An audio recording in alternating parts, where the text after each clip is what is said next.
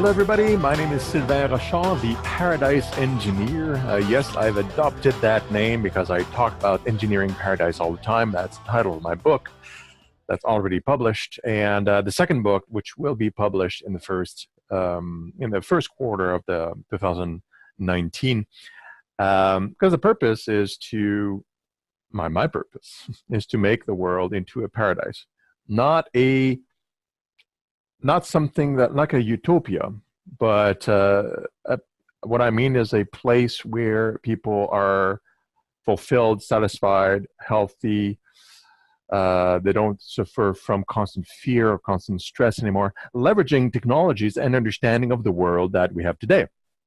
So today I have actually, I just wrote a new article. Actually, I wrote it yesterday, published it today, semantics, details, and it's called Nature is an Efficient Model for Productive Society. It's more of a statement than anything because it's we can observe it all the time.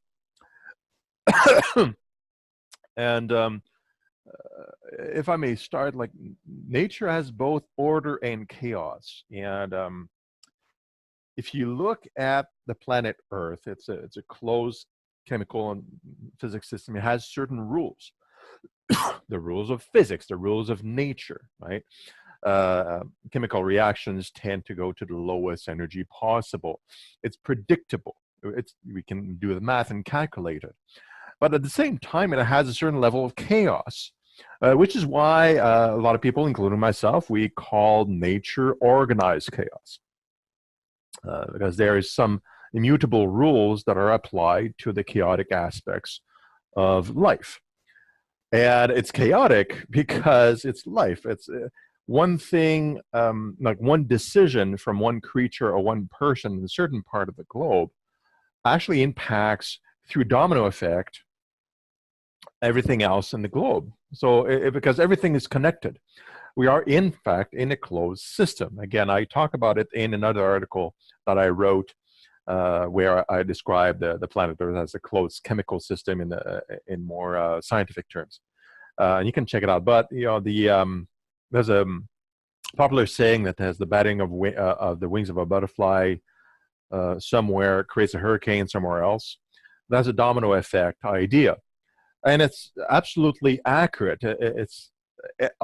Everything on the planet is in equilibrium. It's like chemical equilibriums. Again, you can do the math and calculate it, but there are so many that it becomes very, seemingly very chaotic. Because if you look at the decision of a creature, an animal, or let's say a person, society, since we're talking about societies, that person's decision at that moment in time was influenced by his environment, his or her environment.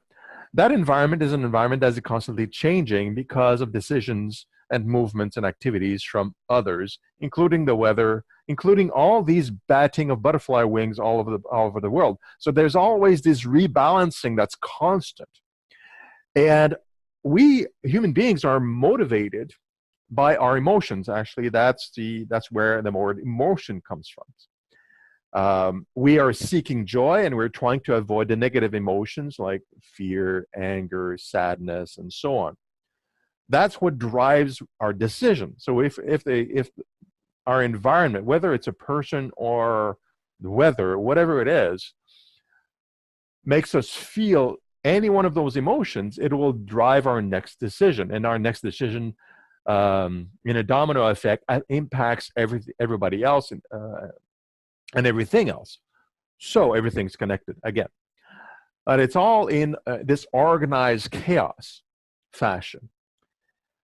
And if you look now at our society, we are extremely bad at expenditures of energy.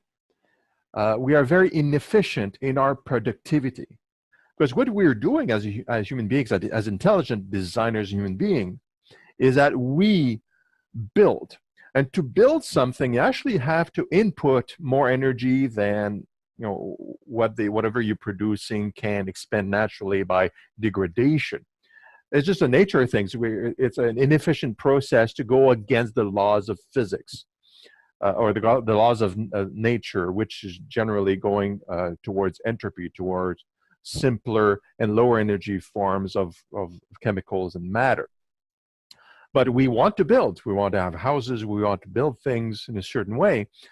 But for the longest time, we had almost zero understanding of the natural world. We didn't know about all these equations in equilibrium and the math around it.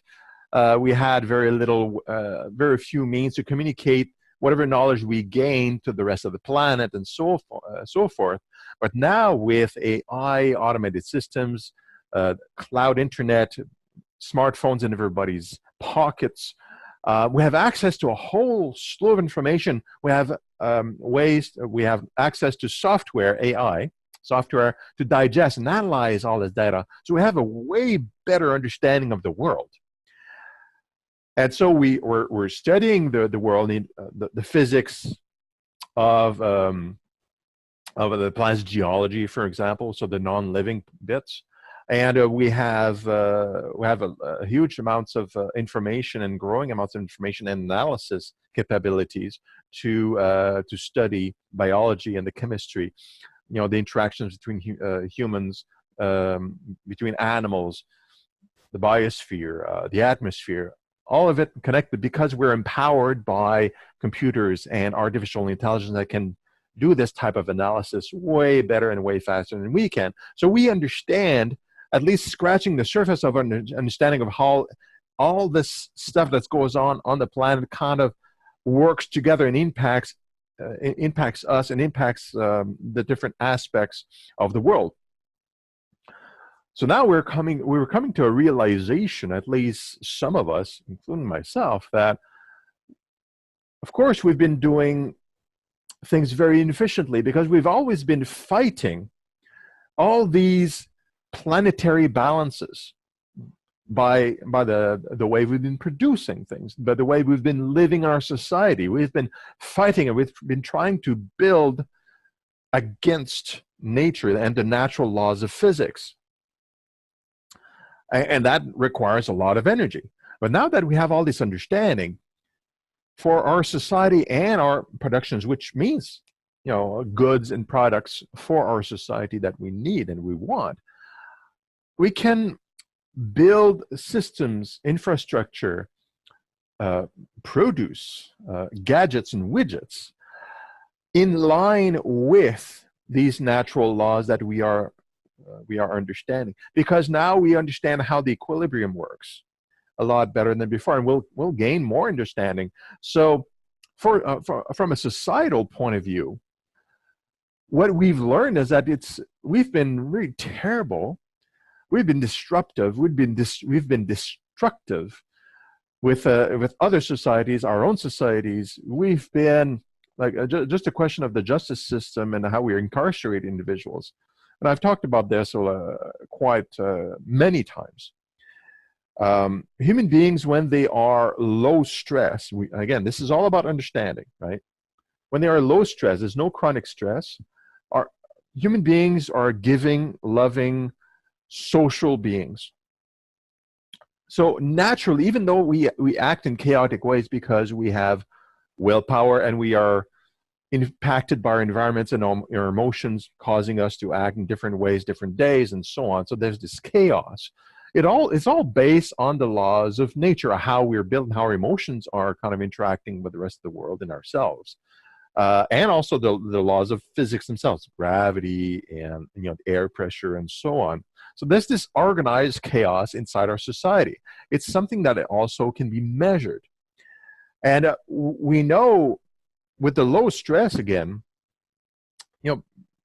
people just behave, and societies can auto-regulate themselves, because even though there's a balance that and there's an order and a kind of a force towards driving towards joy and avoiding pain, if you don't have a lot of stress, most people will behave in a proper way, and they'll be giving, social. But there's always these imbalances that are produced by this domino effect that goes back and forth inside society, interacting with the environment, where you'll have some aberrant individuals that will behave antisocially, not only because of genetics and other conditions, or perhaps mental sickness, but just because of swings of of things, just because of the domino effects. Maybe you end up with a certain individuals or a few that are for a few months in chronic stress, just because of the flow, not because there's anything particularly wrong with them. And then they may behave in antisocial manners. But that's, society has to correct itself with the knowledge of what actually happened, why this person or these individuals acted antisocially for a bit. And they need to be treated accordingly, not put in prison because they must be excluded necessarily. But if we understand that it's just because of this balance, they were stressed for a while, they were not themselves, they behaved or misbehaved, well, we have to heal them, recreate that balance. And society, by doing these things, by having a certain amount of rules, can still manage this chaotic, disorganized chaos that is humanity, with minimal casualties along the way, and do it very healthily. Again, with the help of technology and understanding and knowledge. That's really important. I talk about this with in another article that where I describe the sandbox governance principle.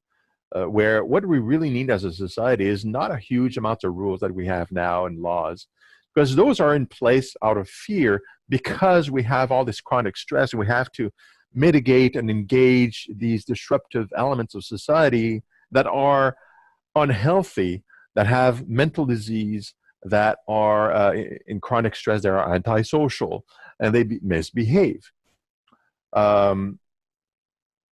All we need is really, if we can keep the stress levels low enough through technology and through ideas like basic income, where we give people what they need to survive, to avoid chronic, like a bunch of people having chronic stress for survival.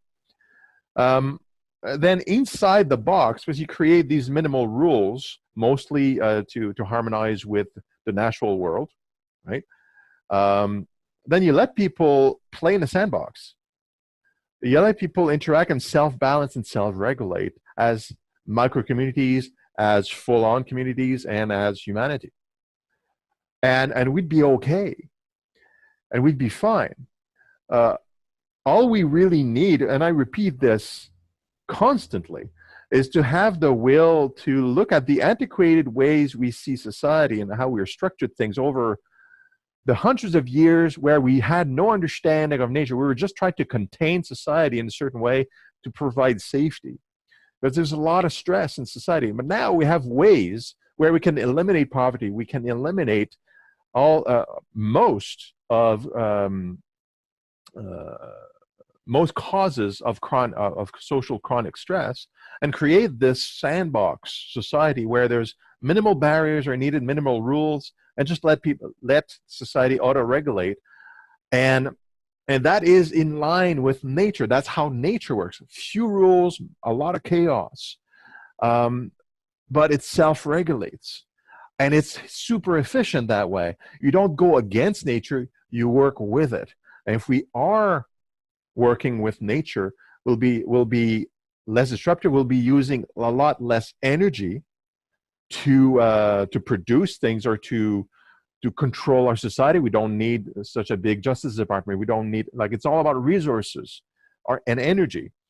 Then we'd have a much healthier, resource and energy efficient society that is harmonized with our home, which is the whole planet, because that's where all the resources come from.